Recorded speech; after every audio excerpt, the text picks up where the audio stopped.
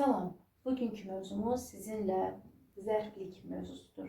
Zərflik cümlənin ikinci dərəcəli üzvü olub, hərəkətin icrasını müxtəlif cəhətdən izah edən bir cümlə üzvüdür.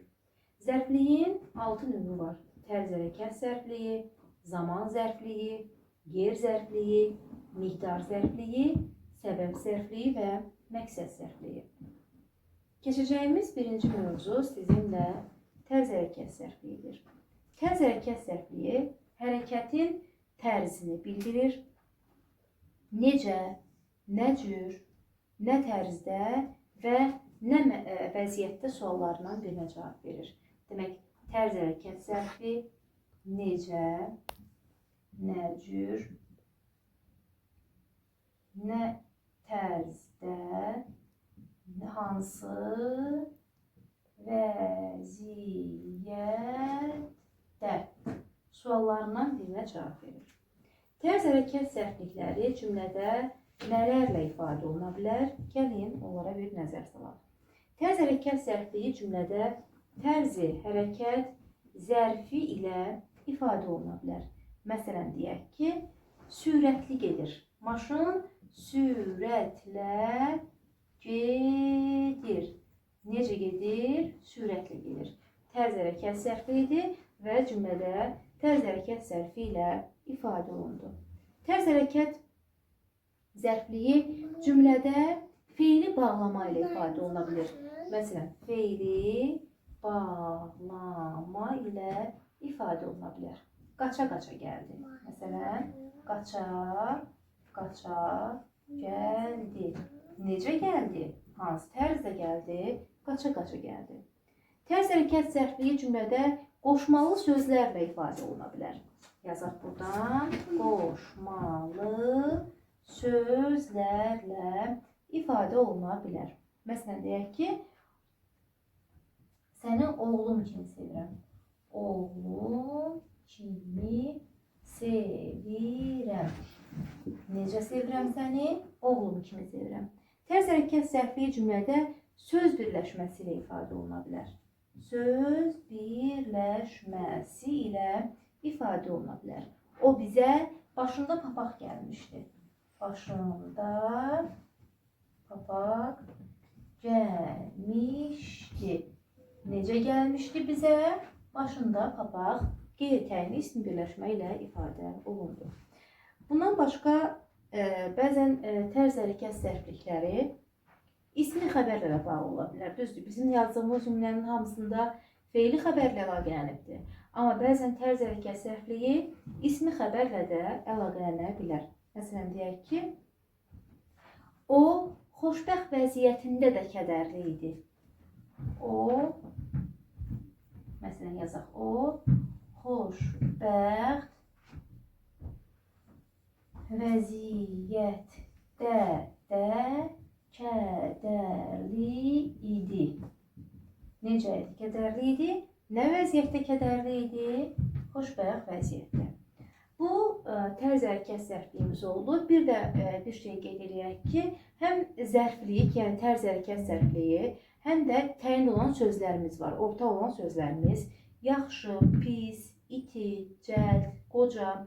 Bu tipli sözlər əgər adlarla əlaqəyə girirlərsə cümlədə təyin olur, feillərlə əlaqəyə girərlərsə cümlədə olacaq tərz hərəkət zərfliyi. Keçəcəyimiz ikinci zərfliyimizin növü olacaq sizinlə zaman zərfliyi.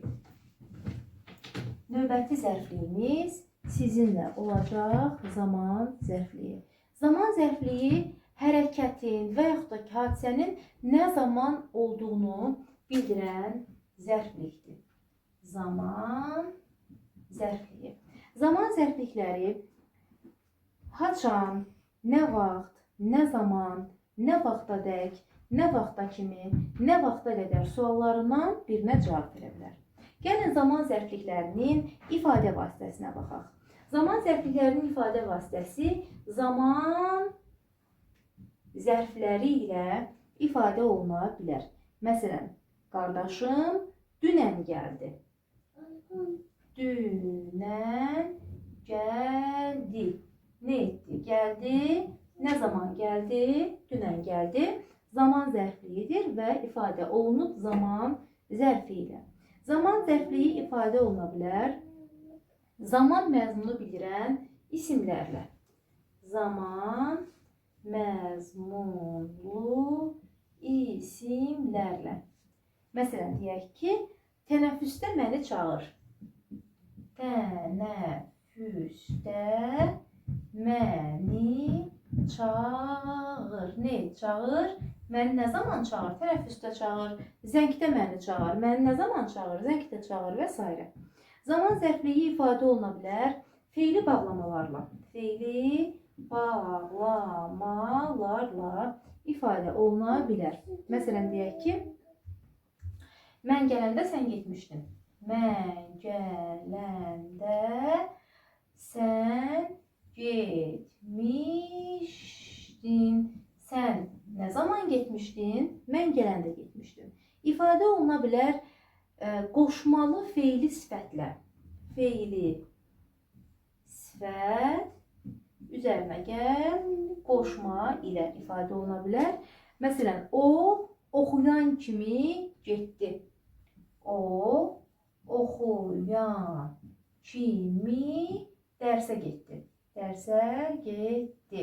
O nə zaman dərsə getdi? Oxuyan kimi dərsə getdi. Və ifadə oluna bilər söz birləşmələri ilə. Məsələn, deyək ki, söz birləşmələri ilə.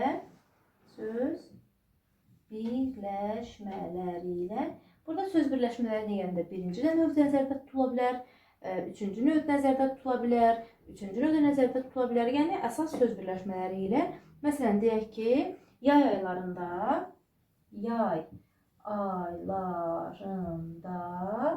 hava isti olur. Hava nə zaman isti olur? Yay aylarında isti olur. Bir də bir şey qeyd edək ki, zaman məzmunu bildirən sözlər təsirli halda işlənərsə, bu zaman cümlədə zaman zərfli ola bilər. Gecə, səhər, yayı, qışı və s. Məsələn, deyirəm ki, gecəni yatmadım. Gecə sözü zaman məzmunu bildirən zərfdir. Təsirli halda işləndi və cümlədə zaman zərfliyi oldu. Növbəti zərfliyimiz sizinlə birlikdə olacaq yer zərflikləri. Növbəti zərfliyimiz olacaq yer zərfliyi. Yer zərfliyi hərəkətin, hadisənin yerini bildirir. Hara, haraya, haradan, harada suallarından birinə cavab verir. Yer zərflikləri. Yer zərflikləri. Yer zərflikləri. Yer zərfliklərinin özlərinin ifadə vasitələri var. Yer zərflikləri yer zərfləri ilə ifadə oluna bilər. Yer zərfləri ilə ifadə oluna bilər. Orada dayanma, məsələn. Orada dayanma. Harada dayanma, orada dayanma. Məkan bildirən isimlərlə ifadə oluna bilər. İsimlərlə ifadə oluna bilər. Həyətdə gözlə. Həyətdə gözlə. Harada gözlə, həyətdə gözlə. İfadə oluna bilər söz birləşməsi ilə. Məsələn, yazaq bura, söz birləşməsi ilə.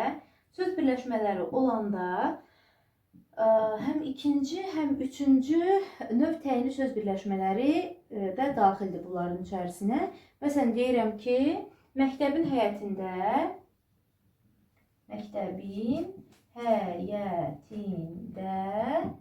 ağac əkdilər. Harada ağac əkdilər? Əkdilər. Harada ağac əkdilər? Məktəbin həyətində. Söz birləşməsi və ifadə oluna bilər şəxs əvəzlikləri ilə. Şəxs əvəzlikləri hansıdır? Hamısı ola bilməz uşaqlar. Yalnız siz, biz və onlar sözü ilə ifadə oluna bilər. Məsələn, deyək ki, sizə gedirəm, bizə gəlin. Deyirəm ki, bizə gəlin. Haraya gəlin? Bizə gəlin. Bu formada olacaq. Bu yer zərflikləri idi. İndi keçək biz sizinlə kəmiyyət zərfliklərinə. Görək, kəmiyyət zərfliyi nədir? Kəmiyyət zərfliyi hərəkətin kəmiyyətini bildirir. Nə qədər, nə dərəcədə, hansı dərəcədə suallarından birinə cavab verir. Kəmiyyət zərflikləri, ifadə vasitələri bunlardır. Kəmiyyət zərflikləri ifadə oluna bilər miqdar zərfləri ilə.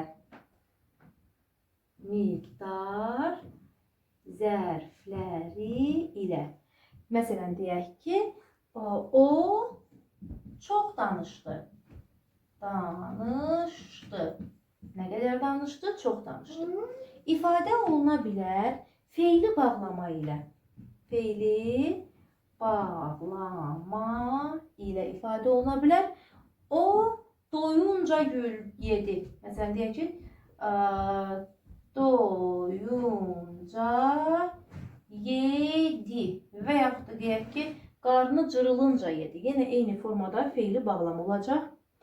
Bir də ki, ifadə oluna bilər ismi birləşmələrlə. İsim birləşmələrlə, məsələn, belə bir şey deyək. Deyirəm ki, 1,5 hissə götürdüm. 1,5 hissə ayırdım. Burada 1,5 hissə artıq olacaq. İsmi birləşmə və kəmiyyət zərfliyi olacaq.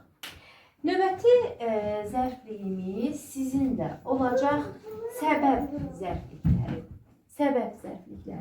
Səbəb zərfliyi hərəkətin və yaxud da ki, əlamətin meydana çıxma səbəbini bildirir. Səbəb zərflikləri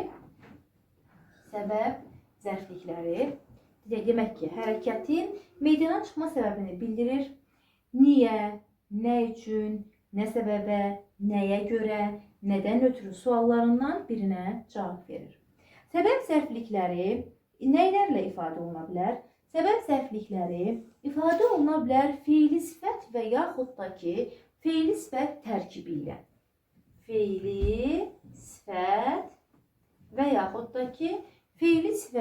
tərkibi ilə. Məsələn, kitabı oxuduğu üçün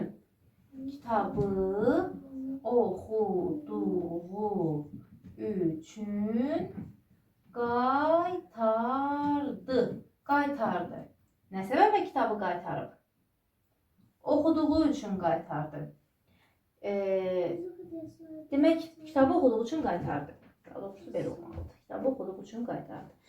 Sonra ifadə oluna bilər sifətin isimləşməsi ilə. Məsələn, deyək ki, istidən bişirdi. Niyə bişirmiş? İstidən bişirmiş. İsti olduğu üçün yəni. İfadə oluna bilər isimlə.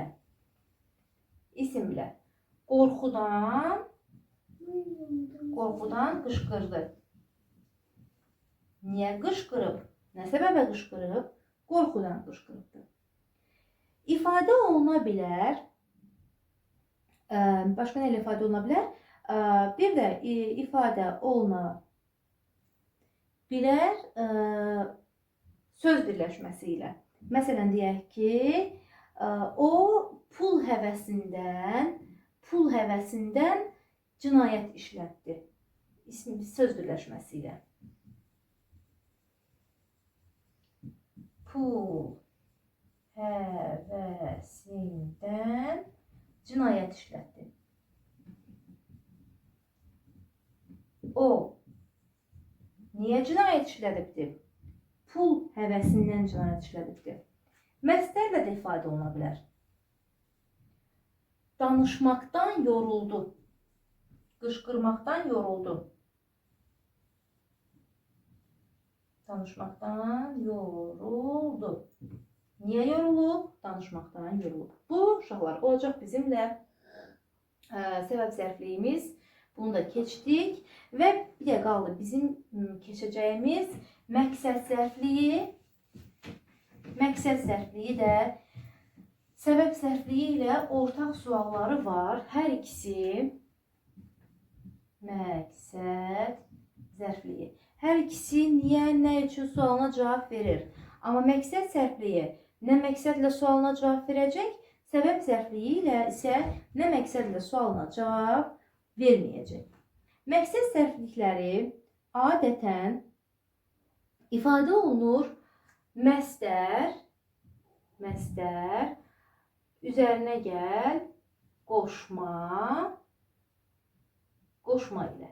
Məsələn, deyək ki, oxumaq üçün gedirəm. Oxumaq üçün gedirəm. Nə məqsədlə gedirəm? Oxumaq üçün gedirəm. İfadə oluna bilər naminə, uğrunda sözlərinin işlənməsi ilə. Məsələn, vətən naminə, uğrunda sözlərinin uğrunda, yolunda, üçün. Bu sözlərin işlənməsi ilə, məsələn deyirəm ki, vətən uğrunda canımdan keçərəm. Nə edirəm? Canımdan keçərəm. Nə məqsədlə canımdan keçərəm? Vətən uğrunda canımdan keçərəm. Ümumiyyətlə, uşaqlar, məqsəd və səbəb zərfliklərini bəzən qarışıq salırıq bir-biri ilə. Məqsəd zərflikləri və səbəb zərfliklərini ayırmaq üçün nə etmək lazımdır? Hər ikisindən də məqsədlə sual verəcəyik, birinci. Səbəb zərfliyində nə məqsədlə sualına cavab vermək mümkün deyil, amma məqsəddə olacaq. Məsələn, deyirəm ki, o xəstələndiyi üçün məktəbə getmədi. O nə üçün məktəbə getmədi? Xəstələndiyi üçün. Buna sual verə bilirik nə üçün. Amma o nə məqsədlə dərsə getmədi deyə bilmərik. Amma kitab oxumaq üçün kitabxanaya getdi. Bu cümləyə o nə məqsədlə kitabxanaya getdi? O nə üçün kitabxanaya getdi deyə bilərik. Bundan savayı məqsəd və səbəb zərfliklərini bir-birindən ayırmaq üçün nə etməliyik? Səbəb zərfliyində iş, proses əsas işdən qabaq baş verir. Məsələn, xəstələndiyi üçün məktəbə getmədi. Uşaq artıq xəstələnib, yəni o daha qabaq baş veribdir, verib artıq proses baş verib. Ona görə də məktəbə getməyib. Yəni birinci əsas iş, işdən əlavəki iş baş verib, xəstələnib, sonra məktəbə getməyib. Amma məqsəd zərfliyində əsas iş olur, sonra digər iş olur. Məsələn, deyək ki, anasını görmək üçün kəndə getdi. Kəndə gedib, amma anasını hələ görməyib. Görmək üçün kəndə gedibdir. Səbəb və məqsəd zərfini fərqləndirmək üçün bundan istifadə etmək lazımdır.